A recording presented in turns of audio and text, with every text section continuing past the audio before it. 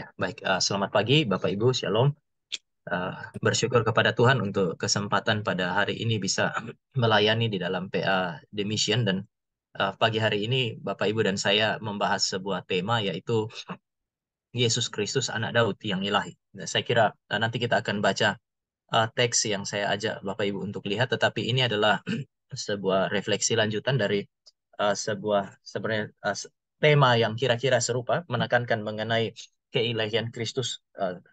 Ini sempat saya tulis juga dengan beberapa hamba Tuhan dari beberapa denominasi untuk meresponi kristologi. Judul buku itu adalah Kristologi yang Diselewengkan. Ini meresponi situasi gereja kita di Indonesia sebenarnya dekat dengan kita yang ada di Jabodetabek beberapa waktu terakhir terkait dengan orang yang pengajaran bahwa Yesus itu bukan Allah di dalam pengertian seperti yang selama ini saudara dan saya pahami terkait dengan keyakinan gereja yang sudah lama diturunkan kepada saudara dan saya berdasarkan Alkitab. Nah, hari ini saya mau ajak kita lihat ya, itu tulisan sudah ada dan saya hanya mau ambil satu angle yang berbeda dari Lukas pasal yang ke-20. Mari kita lihat Lukas pasal yang ke-20.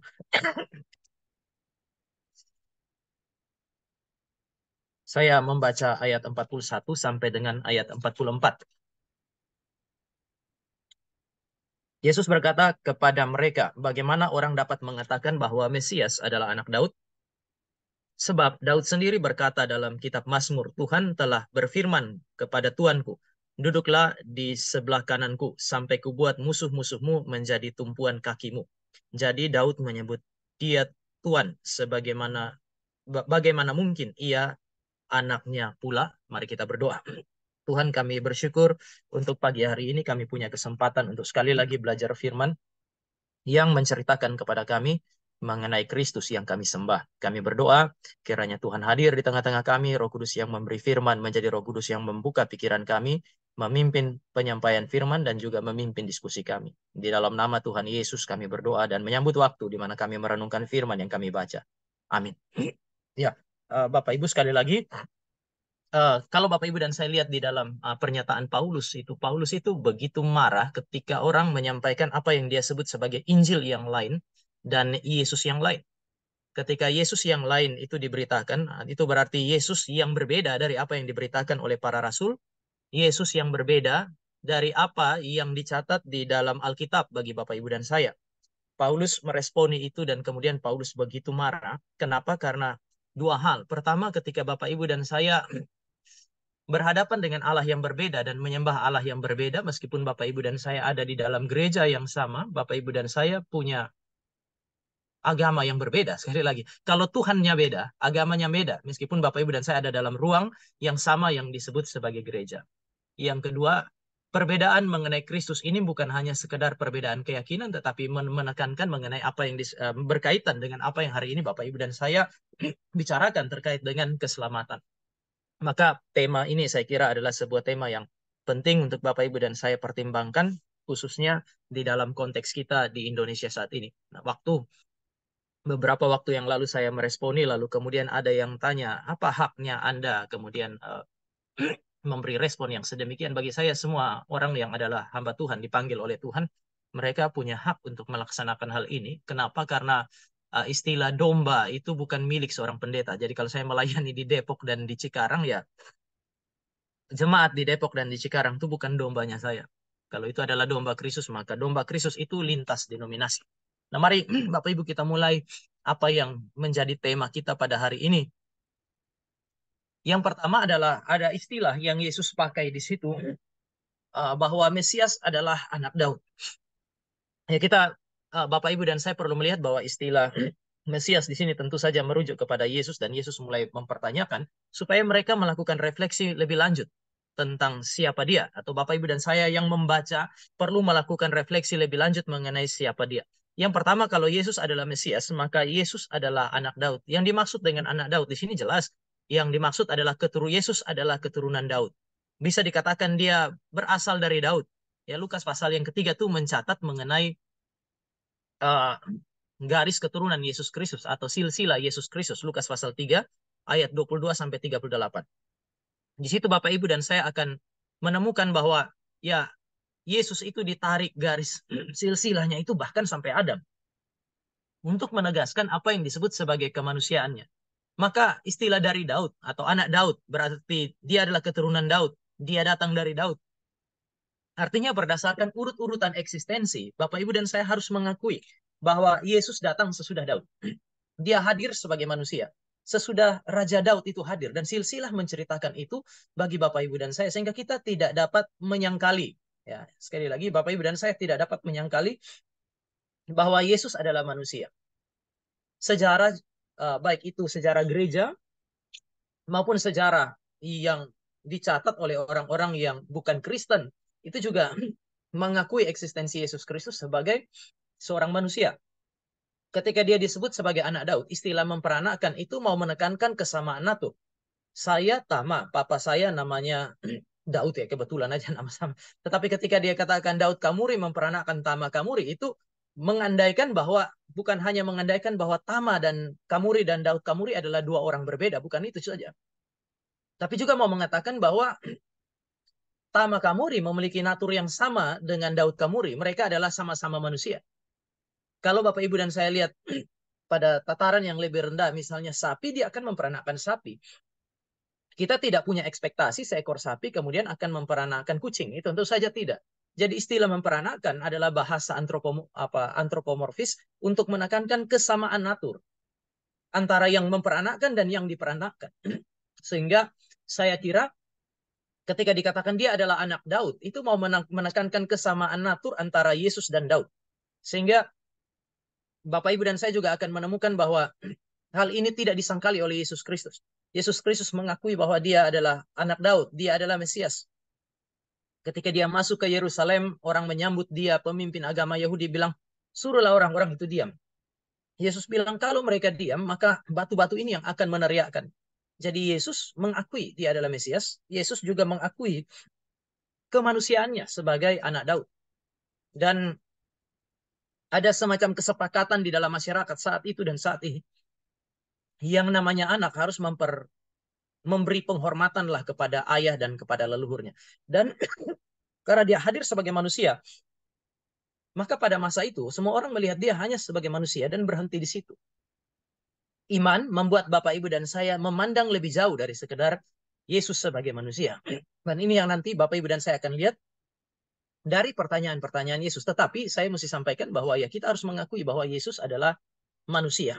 Nah, terkait dengan kontroversi yang Bapak Ibu dan saya hadapi, ya, Erastus Sabdono mengajarkan Yesus sebagai manusia, dan saya lihat ada kedekatan antara apa yang diajarkan dengan liberalisme yang mengajarkan Yesus hanya sebagai manusia yang menjadi teladan gitu. Menarik bahwa orang yang mengaku pendeta ini hampir semua ajarannya dia itu mengumpulkan, ini saya kira salah satu keunikannya adalah dia bisa kumpulkan berbagai perspektif dari ajaran-ajaran yang sejak abad kedua sudah diidentifikasi sebagai bidat itu di dalam ajarannya dia. Di satu pengajaran yang berjilid-jilid dia sampaikan. Dan ini satu hal yang sama antara kita dengan dia adalah kita mengakui bahwa Kristus adalah manusia. Namun Yesus Kristus kemudian memberikan pertanyaan lebih lanjut yang membuat orang yang hari itu berhadapan dengan dia harus berefleksi untuk menemukan bahwa Yesus bukan hanya sekedar anak Daud. Yaitu dia mengutip Mazmur pasal 110 ayat 1. Dan di situ dikatakan Daud menyebut Yesus Kristus sebagai tuannya. Atau menyebut Mesias sebagai tuannya. Jadi anak Daud bukan sekedar anak Daud, tetapi tuannya Daud. Artinya dia melampaui Daud. Daud mengakui hal ini. Ya, bahwa yang nanti akan menjadi anak Daud itu sebenarnya, atau karena itu adalah Mazmur Mesianik, maka Daud mengakui bahwa Mesias yang akan datang itu betul datang dari keturunannya dia, itu tidak akan disangkali karena di dalam perjanjian lama menjanjikan hal itu. Tetapi keturunan Daud adalah orang yang sekaligus melampaui Daud. Daud mengakuinya di dalam Mazmur 110 ayat 1. Tapi kalau Bapak Ibu dan saya lihat di dalam Matius pasal yang ke-22 ayat 43-44, Markus 12, 36 dan 37, ya Allah sendiri bersaksi melalui Roh Kudus tentang Yesus Kristus bahwa dia melampaui Daud. Oleh karena itu, di dalam Matius dan Markus dikatakan, Daud itu di dalam pimpinan roh lah. Dia mengatakan bahwa yang disebut sebagai anak Daud itu adalah juga tuan bagi Daud. Tuannya Daud. Nah, Bapak Ibu dan saya akan melihat bahwa hal ini akan nampak di dalam banyak hal gitu ya. Misalnya Di situ dikatakan bahwa anak Daud yang akan datang itu, yang nanti diidentifikasi sebagai Mesias, dan itu adalah Yesus Kristus, itu dikatakan dia duduk di sebelah kanan Allah. Istilah sebelah kanan itu bukan hanya menegaskan posisi yang sangat penting, tapi menegaskan kuasa dan otoritas. Dan kalau dikatakan dia duduk di sebelah kanan Allah, ini adalah kuasa dan otoritas yang jauh melampaui Daud. Darrell Bock itu pakai sebuah istilah yang menunjukkan bahwa keturunan Daud ini bahkan merepresentasikan bukan hanya kehadiran, tapi pemerintahan Allah di dalam dunia ini. Bagaimana Bapak Ibu dan saya bisa melihat Yesus melampaui Daud? Yang pertama, ketika dikatakan dia duduk di sebelah kanan Allah dan segala sesuatu, musuh-musuhnya ditaklukkan kepada dia. Ada perbedaan perspektif antara Matius dan Lukas. Matius itu pakai silsilah Daud untuk mengatakan kepada orang Yahudi. Kebetulan dia adalah orang Yahudi. Dia menulis bagi pembaca-pembaca Yahudi. Dia mau bilang, ini loh, kalau kamu menantikan Mesias, Raja orang Yahudi yang sah, ini dia, Yesus Kristus. Artinya Matius memberi penekanan bahwa Yesus adalah Raja orang Yahudi. Berbeda dengan Lukas. Lukas adalah seorang penulis yang non-Yahudi, orang yang dipengaruhi oleh budaya Helenis. Dan kalau Bapak Ibu dan saya catatan Lukas, di dalam Injil Lukas Bapak Ibu dan saya perhatikan, kita akan menemukan bahwa dia mau memberi penekanan bahwa Yesus itu memiliki otoritas sebagai raja bukan hanya atas orang Yahudi, tetapi juga atas orang non-Yahudi. Otoritas, kuasa Yesus jauh melampaui itu. Maka Yesus adalah raja di atas seluruh bumi. Dia melampaui Daud di dalam urusan pemerintahan, dalam urusan kuasa, di dalam urusan otoritas. Tetapi mari kita lihat di dalam Kisah Para Rasul pasal yang kedua. Di dalam khotbah Petrus.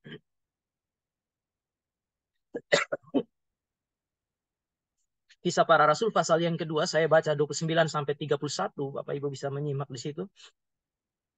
Saudara-saudara, aku dapat berkata dengan terus terang kepadamu tentang Daud, bapa leluhur kita. Ia telah mati dan dikubur, dan kuburannya masih ada pada kita sampai hari ini. Artinya Daud itu sudah mati, dia raja yang besar, dia sudah mati dan dia tidak pernah mengalami apa yang disebut sebagai kebangkitan. Namun ia adalah seorang nabi dan ia tahu bahwa Allah telah berjanji kepadanya dengan bersumpah bahwa ia akan mendudukan seorang dari keturunan Daud sendiri di atas tahtanya. Jadi Allah memang berjanji mengenai keturunan Daud dan itu adalah Yesus Kristus, ayat 31. Karena itu ia telah melihat ke depan dan telah berbicara tentang kebangkitan Mesias. Ketika ia mengatakan bahwa dia tidak ditinggalkan di dalam dunia orang mati dan bahwa tubuhnya tidak mengalami kebinasaan. Jadi akan berbicara mengenai keturunan Daud yang berbeda dari Daud. Kalau Daud punya kubur masih ditemukan sampai hari ini, keturunan Daud itu akan bangkit sehingga kuburnya kosong. Kira-kira ini yang mau ditekankan oleh Petrus di dalam khotbahnya.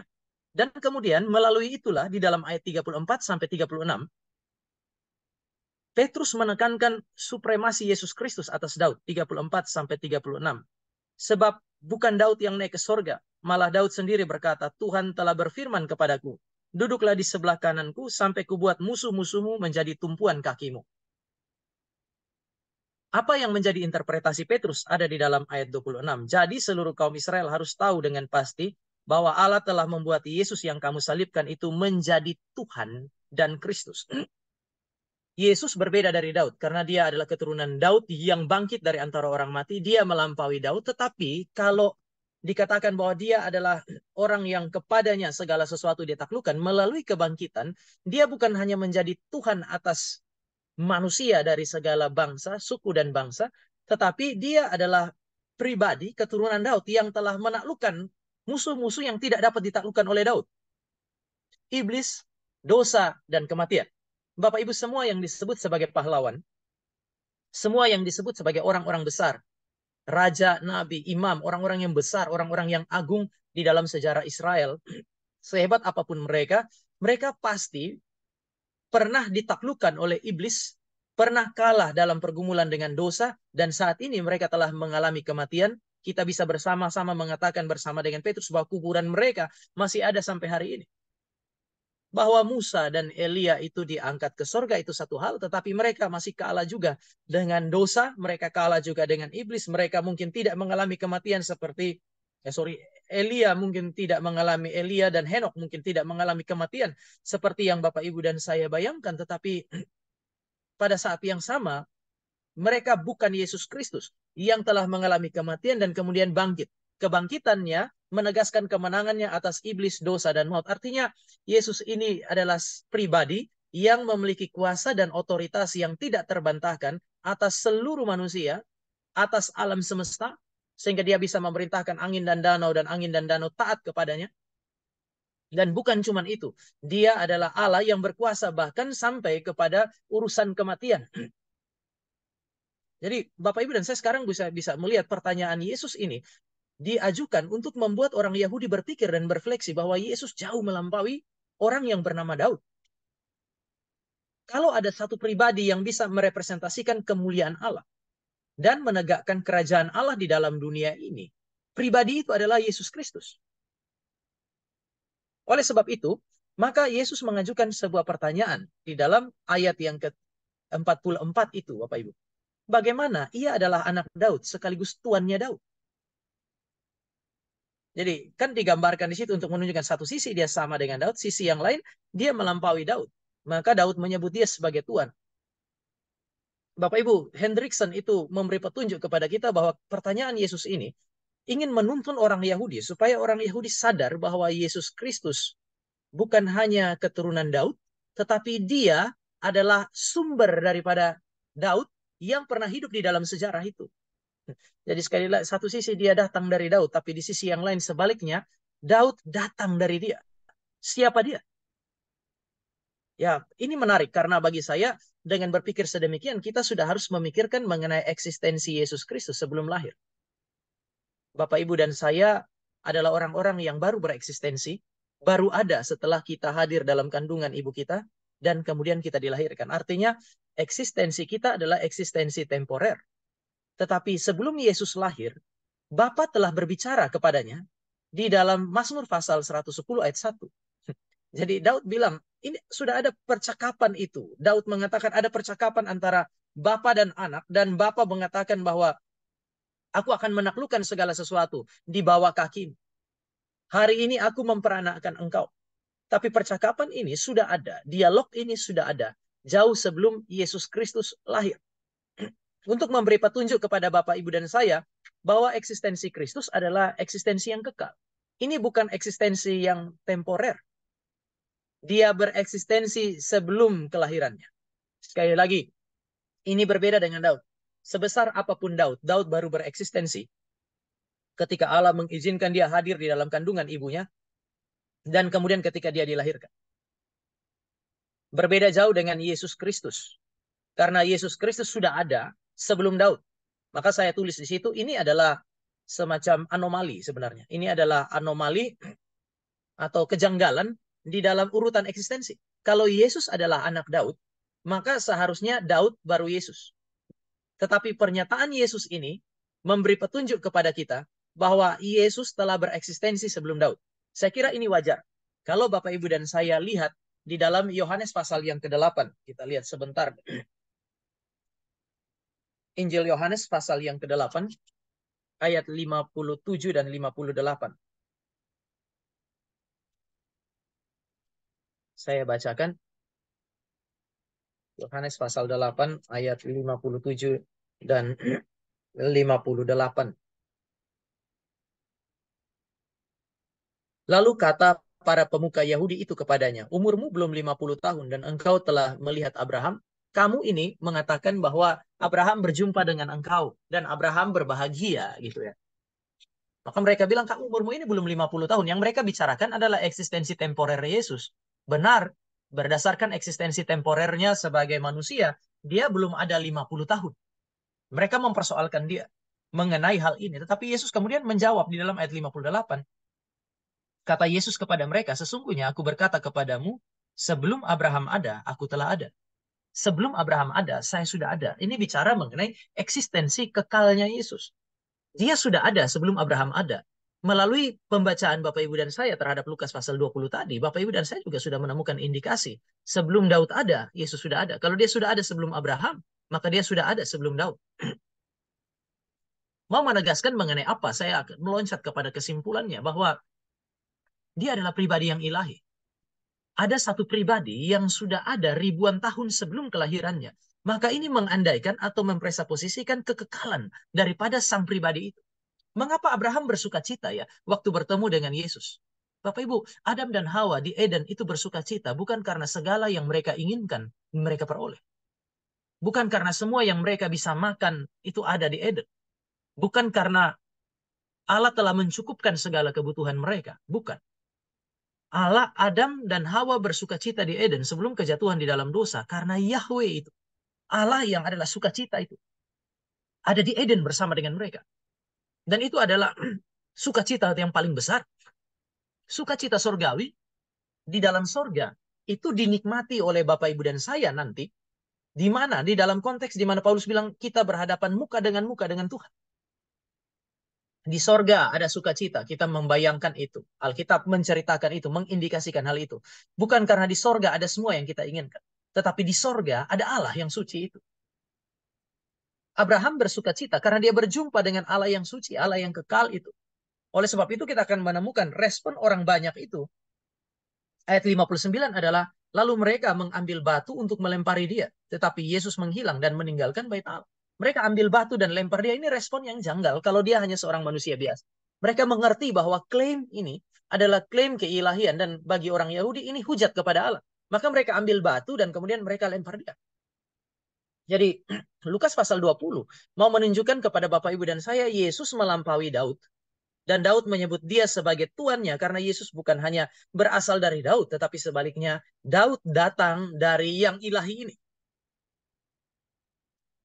Maka orang Yahudi itu harus kemudian yang mendengar hal itu, harus kemudian berpikir lebih lanjut. Sebenarnya siapa sih Yesus ini? Bapak Ibu, pernyataan bahwa Yesus adalah manusia seperti Bapak Ibu dan saya benar sebagian. Pernyataan bahwa Yesus melampaui kita hanya karena dia manusia, tetapi dia bisa menjadi teladan sempurna bagi kita karena dia telah taat kepada Allah secara sempurna. Ini juga benar sebagian. Kecuali kalau Bapak, Ibu, dan saya sampai kepada kesimpulan lebih jauh, berefleksi dan kemudian memikirkan lebih jauh mengenai siapa dia. Bukan hanya sekedar manusia sempurna yang melampaui Bapak, Ibu, dan saya sehingga dia kemudian menjadi teladan bagi kita. Alkitab nggak mengindikasikan itu. Alkitab mengindikasikan bahwa Yesus jauh melampaui ini. Dan Bapak, Ibu, dan saya harus mengimani yang sedemikian. Yang menjadi bahaya adalah, tadi saya bilang, ya, Yesus manusia itu benar. Yesus adalah teladan sempurna bagi Bapak, Ibu, dan saya juga benar. Tetapi dengan menyangkali keilahian Kristus, justru bahaya menjadi semakin besar. Kalau pesawat itu terbang pakai aftur, Bapak, Ibu, lebih bahaya mana kalau seandainya orang taruh air untuk pesawat itu. Ketika dia ganti aftur dengan air, karena ini adalah sesuatu yang memang jelas-jelas asing, maka pesawat itu bahkan mungkin hidup pun tidak mesinnya. Tetapi ketika aftur dan air itu dicampurkan, akan menjadi lebih beresiko karena mungkin saja pesawat itu hidup. Mungkin saja sampai derajat tertentu pesawat itu bisa berjalan dan terbang. Tetapi akan ada masa di mana pesawat itu jatuh. Kenapa? Karena aftur dan air bercampur di sana. Bagi saya akan lebih berbahaya ajaran yang bercampur antara benar dan tidak benar. Kalau saksi Yehova datang dan dia bilang saya saksi Yehova, Bapak, Ibu, dan saya sebagai orang Kristen itu tanduk kita, radar kita langsung berdiri itu. Kita akan langsung berhati-hati. Tapi kalau ada satu orang datang dan kemudian mencampurkan apa yang Bapak, Ibu, dan saya yakini dengan terminologi yang kira-kira sama, orang Kristen seringkali menjadi kurang berhati-hati di sana. Maka Bapak, Ibu, dan saya perlu kemudian berefleksi sedikit lebih lanjut. Siapa Yesus ini? Sehingga dia disebut sebagai tuannya Daud. Mengapa dia sudah bereksistensi sebelum Daud bereksistensi? Mengapa Allah telah berbicara kepada dia sebelum dia bereksistensi? Mengapa dia mengatakan bahwa dia sudah ada sebelum Abraham? Mungkin kita bisa mengenali dia dari perkataan dia sendiri di dalam Lukas pasal yang ke-20. Gitu, Lukas pasal yang ke-22. Ketika Bapak, Ibu, dan saya lihat di dalam Lukas pasal yang ke-22, di situ Yesus kemudian memperkenalkan atau menyatakan dirinya dengan cara yang lebih jelas lagi. Kata mereka semua, kalau begitu engkau ini anak Allah? Ini pertanyaan orang banyak kepada Yesus Kristus. Jawab Yesus, kamu sendiri mengatakan bahwa akulah dia. Kamu sendiri mengatakan bahwa akulah dia. Jadi, apakah kamu anak Allah? Ya, kamu yang mengatakan, sayalah dia. Bapak Ibu, ini adalah sebuah pernyataan yang menarik karena Yesus menerima gelar ini. Dia adalah anak Allah. Saya kira ini akan konsisten dengan Mazmur 110 yang dikutip oleh Lukas. Pada hari ini aku memperanakan engkau. Bapak Ibu, ketika dikatakan Yesus diperanakkan oleh Allah, sekali lagi, sama seperti tadi saya bilang, kalau dia diperanakkan oleh Daud, maka dia memiliki natur yang sama dengan Daud. Maka Bapak Ibu dan saya bisa menyimpulkan hal yang sama ketika Yesus mengatakan, Bapa atau Allah mengatakan, aku memperanakkan engkau, dan Yesus mengatakan dia adalah anak Allah, dia diperanakkan oleh Allah. Maka Bapak Ibu dan saya bisa melihat dua hal. Yang pertama, Bapa dan anak adalah dua pribadi yang berbeda. Bapa yang memperanakkan dan anak yang diperanakkan adalah dua pribadi yang berbeda. Ini menegaskan perbedaan. Tetapi juga pada saat yang sama tadi saya bilang, kita sudah bisa punya ekspektasi dalam bahasa antropomorfis ini bahwa kalau manusia memperanakkan sesuatu, maka itu pastilah manusia. Kita tidak bisa mengharapkan sesuatu yang berbeda. Nah sekarang ketika Allah menggunakan bahasa manusia untuk menggambarkan relasi antara oknum pertama dan oknum kedua, oknum pertama mengatakan, aku memperanakkan engkau. Itu untuk menegaskan bukan hanya dua pribadi berbeda, tetapi menegaskan natur yang sama. Bapak Ibu, ini menarik karena beberapa tahun yang lalu ketika Habib Rizik itu masih sering muncul di media sosial, dia pernah mengajukan pertanyaan ini kan ya, uh, Allah Bapa, Allah Anak, Bapa memperanakkan anak, Allah kok beranak? Lalu ada pertanyaan, di mana Allah Ibu? Dan sayang sekali orang Kristen pada masa itu hanya marah-marah dan tidak memberi respon. Dan ada satu orang yang memberi respon. Dan respon pertama itu datang justru dari seorang yang muslim dari Nadatul Ulama. Dan jawabannya dia tuh persis seperti apa yang saya tuliskan kepada Bapak Ibu. Oh itu tuh, orang Kristen tuh bukan percaya bahwa Allah beranak, kata dia. Orang Kristen percaya bahwa kata memperanakan itu adalah bahasa antropomorfis. Karena Allah tidak mungkin mengajak manusia memahami dia di dalam bahasa yang tidak dimengerti oleh manusia, maka Allah memperkenalkan dirinya di dalam bahasa yang dipahami. Konsep-konsep yang dipahami oleh manusia, maka dia pakai kata memperanakan. Apa yang mau ditegaskan Allah melalui kata memperanakan? Yang pertama, ada dua oknum berbeda. Bapa adalah oknum yang pertama, anak adalah oknum yang kedua. Ini nggak bisa ditukar. Tetapi juga pada saat yang sama, orang Kristen bilang Bapa memperanakkan anak bukan berarti Allah beranak. Tetapi mau menegaskan bahwa Bapa dan anak punya natur yang sama. Artinya bagi orang Kristen, Bapa dan anak itu adalah pribadi ilahi. Seharusnya Bapak Ibu dan saya melihat bahwa orang-orang yang bukan Kristen sudah sampai pada tahap ini. Bapak Ibu, saya ngajar agama di UI dan kemudian satu kali waktu menjelaskan mengenai Kristus dan di tahun 2020 itu mengajar online 2021 dan angkatan pertama 2020 itu waktu mengajar itu mereka masih bisa memilih jadi agama yang berbeda masih bisa milih ikut kelas agama yang lain jadi beberapa misalnya rekan-rekan muslim itu ambil kelasnya saya gitu dan menarik setelah menjelaskan mengenai kristologi di dalam ujian akhir semester saya baca bahagia sekaligus miris karena pertanyaan mengenai apa yang Anda mengerti mengenai kalimat Bapa memperanakkan anak. Pertanyaan itu singkat gitu. Dan banyak yang mengaku sebagai anak Kristen itu tidak menjawab dengan baik. Dan ada satu Buddhis, satu Islam menjawab dengan sangat baik. Bagi saya, waktu saya baca itu saya kirim ke rekan dosen yang lain. Kemudian saya bilang, coba lihat ini jawaban dari orang Muslim dan orang Buddhis. Tapi kemudian waktu setelah itu saya baca teman-teman yang lain, mahasiswa yang Kristen, Bapak Ibu, bagi saya memprihatinkan. Gereja tidak mempersiapkan dengan baik generasi mudanya untuk memahami hal ini. Waktu Yesus mengatakan dia adalah anak Allah, dia mau menegaskan bahwa dia punya natur yang sama dengan Bapa. Kalau Bapa adalah pribadi ilahi, dia adalah pribadi ilahi. Nah, bagaimana Bapak Ibu dan saya memahami lebih lanjut? Apakah Yesus pernah bicara secara langsung sedemikian? Mari kita lihat Yohanes pasal 5 ayat 18. Injil Yohanes pasal yang kelima ayat 18. Di titik ini Bapak Ibu dan saya mau tidak mau harus mengambil kesimpulan yang sama bahwa pengajaran bahwa Yesus bukan Allah itu omong kosong. Ayat 18. Sebab itu para pemuka agama makin berusaha membunuhnya. Jadi pemimpin agama Yahudi ingin membunuh dia. Kenapa? Bukan saja karena ia melanggar peraturan Sabat. Yesus melanggar peraturan Sabat. Mereka marah. Tapi apakah itu alasannya saja? Bukan. Masih ada alasan yang lain. Maka di situ dikatakan bukan saja karena ia melanggar aturan Sabat, tetapi juga karena ia mengatakan bahwa Allah adalah Bapanya sendiri.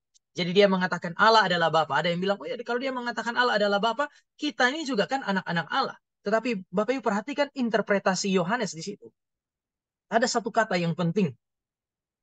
Dan dengan demikian, dengan mengatakan bahwa Allah adalah Bapanya, atau dengan mengatakan bahwa dia adalah anak Allah, dia adalah yang diperanakan oleh Bapa, dia menyamakan dirinya dengan Allah. Ia menyamakan dirinya dengan Allah. Saya masih ingat ada seorang di dalam konteks uh, apologetika Kristen itu kemudian ada orang yang bilang Yesus tidak pernah klaim bahwa dia adalah Allah. Bapak Ibu dengan mengatakan bahwa Bapa Allah adalah Bapanya dan mengatakan bahwa dia adalah anak Allah, dia sementara menyamakan dirinya sebagai Allah. Ini lepas dari klaim yang lain seperti mengatakan aku adalah dan seterusnya. Maka ketika kita mengatakan Yesus menyamakan dirinya dengan Allah, maka dia adalah Allah. Itu adalah kesaksian Roh Kudus. Jangan lupa Injil Yohanes ditulis oleh Yohanes. Kita percaya mengenai doktrin atau ajaran yang mengatakan bahwa Alkitab adalah firman Allah karena diinspirasikan oleh Allah. Diinspirasikan oleh Allah Roh Kudus. Dengan demikian, maka tulisan Yohanes ini adalah tulisan yang diinspirasikan oleh Roh Kudus. Tuhan Yesus sebelum naik ke surga dia bilang, setelah aku naik, aku akan mengutus penolong yang sama dengan aku. Tugas utama sang penolong atau Roh Kudus ini bukan pertama-tama memberi karunia-karunia kepada Bapak Ibu dan saya. Tugas utama dia adalah bersaksi tentang aku. Dia akan bersaksi tentang siapa Yesus Kristus. Kalau dia menginspirasi orang yang bernama Yohanes sebagai rasul, maka ini adalah kesaksian Roh Kudus melalui Yohanes bahwa Yesus itu sama dengan Allah. Kesaksian siapa yang lebih kuat dari kesaksian Roh Kudus? Yang kedua, ini adalah kesaksian sang rasul sendiri. Yohanes berkata, kami bersaksi kepada kamu di dalam 1 Yohanes. Kami menulis kepada kamu mengenai apa yang kami lihat, apa yang kami dengar, apa yang kami pegang dengan tangan kami. Kami lihat dengan mata kami. Kami dengar dengan telinga kami. Yaitu tentang Yesus Kristus. Yohanes mau mengatakan bahwa ajaran terkuat yang dimana gereja harus berdiri adalah ajaran rasuli. Saya pakai istilah formal control, Bapak Ibu. Istilah formal control dan informal control. Formal control mengacu kepada para rasul yang Tuhan pilih. Mereka adalah saksi mata terbanyak daripada pelayanan Yesus Kristus, perkataan-perkataan Yesus Kristus. Dan ketika muncul tulisan-tulisan yang berbeda dengan apa yang mereka saksikan, mereka masih bisa mengontrol itu dan mereka masih bisa membantah itu. Injil Yohanes misalnya merupakan sebuah tulisan yang bersifat apologetis, melawan ajaran yang justru menolak keilahian Yesus Kristus. Yohanes menggunakan cerita ini untuk menegaskan keilahian Yesus Kristus. Dia adalah formal kontrolnya. Dan Yohanes adalah murid di antara para murid. Dia adalah yang dekat dengan Yesus Kristus. Sehingga dia adalah orang yang paling bisa memiliki akses datang kepada Yesus dan tanya, apa maksudnya kamu berkata Allah adalah Bapamu? Sehingga orang-orang itu kemudian berusaha untuk membunuh kamu. Dia adalah orang yang memiliki akses langsung kepada keterangan Yesus Kristus. Maka dia bisa menulis bahwa Yesus ketika mengatakan bahwa Allah adalah Bapanya, maksudnya adalah Yesus itu menyamakan dirinya dengan Allah. Maka ini bukan hanya kesaksian Roh Kudus, tetapi kesaksian para rasul. Bapak Ibu jangan lupa Efesus pasal 4 mengatakan gereja berdiri di atas para nabi dan para rasul. Bapak Ibu dan saya tidak punya kesaksian lain yang bisa diandalkan untuk kemudian mengidentifikasi siapa Yesus Kristus. Kesaksian pendengar, informal control. Informal control itu kalau ada sebuah cerita yang muncul pada masa itu, orang-orang yang ikut menyaksikan peristiwa itu, mereka bukan rasul, tetapi mereka bisa saja orang-orang yang menjadi pengikut Yesus, bisa saja orang-orang yang memusuhi Yesus. Tetapi kalau ada cerita yang tidak benar mengenai apa yang mereka saksikan, mereka bisa bantah kok. Dan Bapak Ibu dan saya bisa lihat respon radikal dari orang-orang itu. Mereka ingin membunuh dia. Kalau seandainya pernyataan bahwa Allah adalah Bapanya itu tidak menegaskan keilahiannya, ngapain mereka bunuh dia? Sekali lagi, kalau ini tidak menegaskan keilahiannya, untuk apa mereka berusaha untuk membunuh dia? Mereka berusaha membunuh dia, sekali lagi, narator mengatakan, dan orang-orang ini seolah-olah memberikan kesaksian yang mendukung kesaksian Roh Kudus dan Rasul bahwa Yesus adalah Allah. Melalui apa? Respon mereka, mereka ingin membunuh dia. Respon yang kira-kira serupa dengan Yohanes pasal 8, mereka mau lempar dia dengan batu. Sekali lagi, respon seperti ini adalah respon yang janggal kalau Yesus tidak sementara dianggap menghujat Allah dengan menyamakan dirinya dengan Allah. Saya kira kesaksian terkuat yang bisa menjadi fondasi iman gereja ini, kesaksian sang rasul dan kesaksian rasul lainnya dalam 1 Yohanes. Yohanes bilang kami, artinya bukan cuma dia, tetapi rasul yang lain menyaksikan hal yang sama. Kesaksian Roh Kudus sendiri. Pendeta mana di dunia ini yang boleh menyaksikan sesuatu yang berbeda dari kesaksian rasul dan kesaksian daripada Roh Kudus sendiri? Oleh sebab itu Paulus bilang nggak ada orang yang berasal dari Roh Kudus yang bisa berkata Yesus itu bukan Tuhan. Semua yang berasal dari Roh Kudus akan menyaksikan yang sama bahwa Yesus adalah Tuhan. Sehingga kalau ada satu kesaksian, satu pengajaran yang mengatakan bahwa Yesus bukan Tuhan, dia jelas tidak bersumber dari Roh Kudus. Ini bagaimana mungkin Roh Kudus berkontradiksi dengan dirinya sendiri. Itu sesuatu yang mustahil. Karena ini adalah kesaksian terkuat. Untuk menjadi fondasi iman, Bapak Ibu dan saya akan menemukan di dalam sejarah Yesus Kristus itu menjadi objek iman dan objek penyembahan. Sekali lagi, orang Yahudi tidak akan mengimani sesuatu yang tidak ilahi. Mereka akan menolak untuk menyembah sesuatu yang bukan ilahi. Oleh sebab itu Gerald Bray, dia menulis demikian. Sejak awal, maksudnya sejak awal kemunculan kekristenan, tidak ada orang yang akan bergabung menjadi Kristen, atau tidak ada seorang pun dapat bergabung dengan komunitas Kristen tanpa mengakui Yesus sebagai Tuhan dan Juru Selamat. Dia bukan hanya Juru Selamat, tetapi dia Tuhan. Artinya, kalau mereka mau menjadi Kristen, mereka harus sampai kepada satu pengakuan bahwa Kristus adalah pribadi yang ilahi. Ini memberi penjelasan untuk beberapa hal. Pertama, kita hanya bisa memahami aniaya terhadap orang Kristen, bahkan aniaya terhadap Yesus Kristus. Kita bisa pahami itu kalau kita sadar bahwa Yesus mengakui dirinya sebagai pribadi ilahi dan orang Kristen beriman kepada dia sebagai pribadi ilahi, menyembah dia sebagai pribadi ilahi. Bapak Ibu, saya kasih gambaran kira-kira demikian. Yesus tidak dibunuh karena dia bikin mujizat. Justru karena dia bikin mujizat banyak, orang dalam Injil Yohanes pasal yang ke-6, orang Yahudi itu ingin datang dan menjadikan dia sebagai raja. Kenapa? Karena dia bikin mujizat. Sebagai pembuat mujizat, orang Yahudi menerima dia. Maka pertanyaannya, kenapa mereka menganiaya Yesus dan membunuh Yesus? Jawabannya jelas, karena dia mengklaim keilahiannya. Di dalam Matius pasal 26, waktu dia bilang kepada imam itu bilang, sekarang kasih tahu kami, siapa kamu? Apakah engkau adalah Mesias, anak Allah? Dia bilang, hari ini engkau akan melihat anak manusia duduk di atas awan-awan. Itu adalah klaim keilahian. Langsung imam sobek jubahnya. Imam bilang apa? Kita tidak butuh saksi lagi. Orang ini menghujat Allah. Selesai di situ. Artinya Yesus mengklaim keilahian. Anak manusia duduk di atas awan-awan. Bapak Ibu mengacu kepada Daniel pasal yang ke-7. Bicara mengenai anak manusia yang bersifat ilahi. Oleh karena itu maka ini adalah sebuah pengakuan dari Yesus Kristus yang membuat dia dianiaya. Dia dibunuh. Sama orang Yahudi kenapa harus bunuh dia, menganiaya dia? Karena orang Yahudi itu tidak pernah percaya bahwa ada manusia yang sekaligus ilahi. Hanya ada satu Allah. Dan sekarang ada satu manusia mengakui keilahian. Mereka lebih baik bunuh dia. Yang kedua, kenapa orang-orang Kristen itu dianiaya oleh orang Yahudi? Termasuk orang seperti Paulus. Ya karena mereka bukan hanya melihat Yesus sebagai manusia.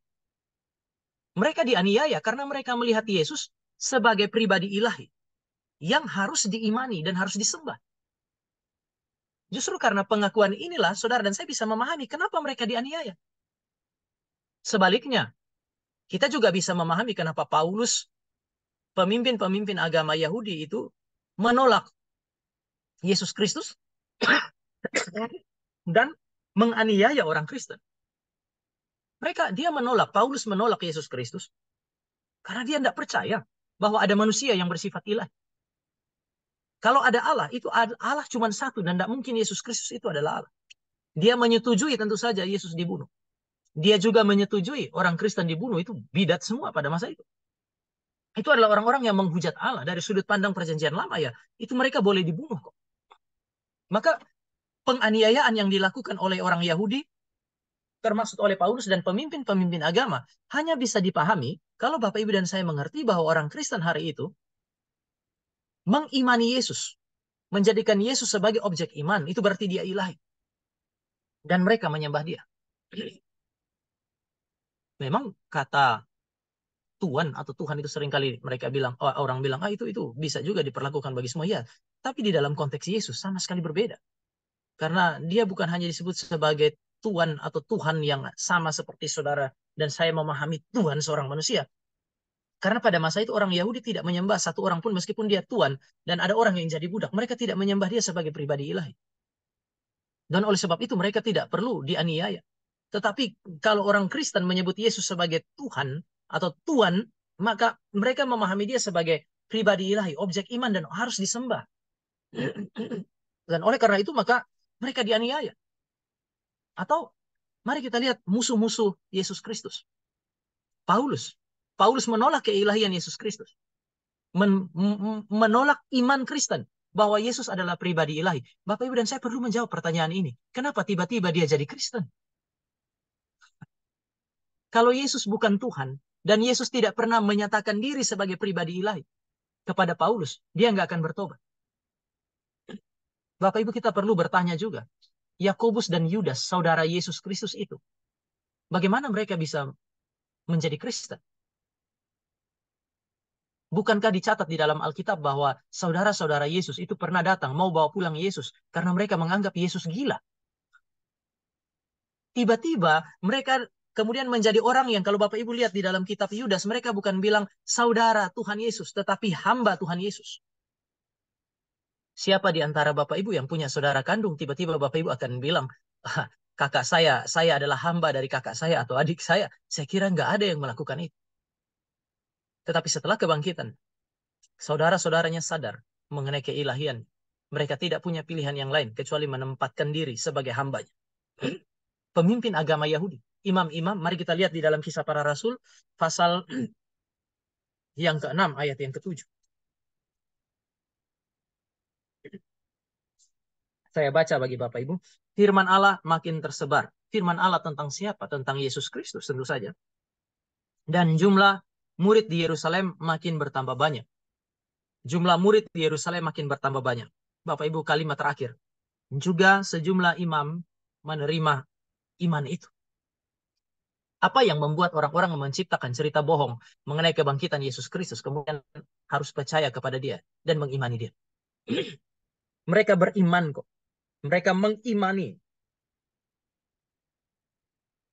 iman Kristen. Kenapa? Karena mereka menemukan bahwa Kristus memang bukan hanya manusia. Dia adalah pribadi ilahi. Mereka sadar bahwa Allah memihak kepada dia dengan Allah membangkitkan dia. Kalau benar dia mengaku bahwa dia adalah pribadi ilahi dan itu adalah hujat kepada Allah, Allah tidak akan membangkitkan dia. Kebangkitan Kristus membuktikan keberpihakan Allah kepada klaim-klaim yang Yesus ajukan. Termasuk di dalamnya adalah klaim bahwa dia adalah pribadi ilahi. Bapak Ibu, bagi saya, kita tidak bisa menerima pengajaran yang mengatakan bahwa Yesus hanya manusia, lebih baik, lebih mulia dari kita hanya karena dia adalah teladan. Kalau Yesus itu hanya teladan, maka dia tidak akan pernah bisa menjadi teladan bagi Bapak Ibu dan saya. Sekali lagi, kalau dia hanya manusia biasa dan jadi teladan, justru karena itu, dia nggak akan pernah bisa jadi teladan bagi saudara saya. Untuk banyak hal, kesempurnaannya dia, Bapak Ibu dan saya tidak pernah bisa sampai itu. Kalau dia adalah manusia, saudara dan saya hanya manusia, saudara dan saya menemukan dia adalah manusia yang mengklaim keilahian. Saudara dan saya tidak mungkin melakukan itu. Ada banyak hal di dalam kehidupan Yesus Kristus yang saudara dan saya tidak bisa tidak bisa meneladani itu begitu saja. Kenapa ya? Erastus Sabdono yang hanya mengatakan Yesus adalah manusia biasa seperti saudara dan saya, kemudian harus mengatakan bahwa dia adalah teladan, dia melampaui kita. Karena ketika dia baca Alkitab, ada hal-hal pada Yesus Kristus yang tidak mungkin dimiliki oleh manusia. Sayangnya, dia tidak melihat dengan jelas mengenai kesaksian para rasul, mengenai siapa Yesus Kristus. Dan demi ajaran yang dia sebut sebagai corpus delicti itu, dia meniadakan keilahian Yesus Kristus. Dan bagi saya tidak ada yang lebih jahat bagi umat Allah daripada ajaran yang sedemikian. Saya kira saya sampai di sini. Kita berdoa. Bapa di surga, kami bersyukur karena firman bercerita mengenai siapa Engkau, dan ini menjadi fondasi bagi gereja yang sejati. Di atasnya lah kami harus berdiri sebagai gereja. Di atas iman yang seperti inilah kami melayani dan memberitakan Injil.